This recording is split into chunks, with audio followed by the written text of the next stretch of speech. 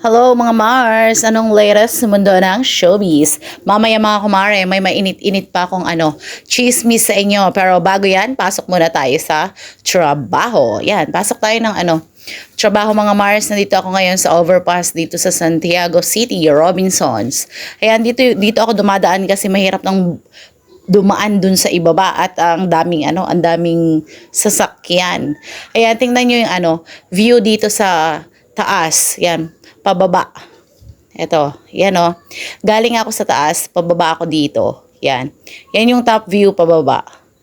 Ito yung yung daanan ko lagi pagka ako'y pumupunta ng Robinson. And of course, daan tayo ng CR, flexing my friend, yung employee dun sa Robinson. Yan, si Madam.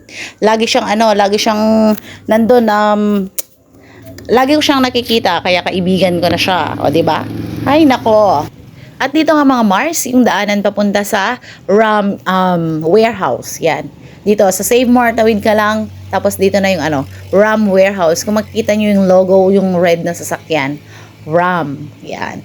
Dadalhin ko yung hard copy ng DTR ko at late na pala. Akala ko kasi pwedeng hindi dalhin. Charis. Shout out kay sir. No?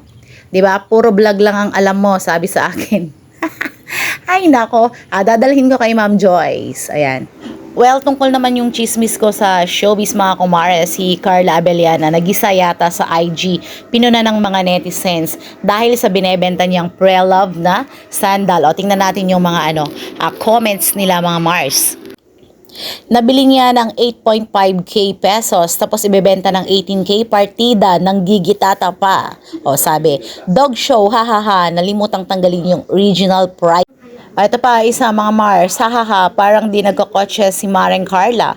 Ang dumi ng mga swelas, parang tambay sa pamilihang bayan, hahaha. Say naman ng isang mahaderang netizens. O mga Mars, ang sarap ng ulam ko, di ba? Ayan, at tsara, at saka prito-prito. Walang masasabi ko lang dito mga Mars, kung ikaw ang seller, nasa sayo kung magkano yung ipepresyo mo at sa mga buyer naman, nasa kanila kung gusto nilang bilhin ang item mo, di ba? Yun lang yun eh, ganun lang yun. And ang nagpapalala lang dito yung mga commenter. And of course, eto nga yung anak ko mga kumare, nagluluglug na naman siya ng ayan, tubig. Diyos ko, napakakulit ni Regan talaga mga Mars. Hay nako. Eto, tingnan niyo, papakita ko sa inyo yung 20 pesos na binili namin na kamote noon. Ngayon, itinanim ko, dumami na siya, di ba? Kaya kayo, magtanim din kayo sa bakuran ninyo. Ayan 20 pesos lang yan, yung tangkay niya. O, di ba? Nilagay-lagay ko dyan, lumago. O, marami na naman akong naichismis mga Mars, and sa susunod, chismis ulit tayo, and see you on my next video. Babush!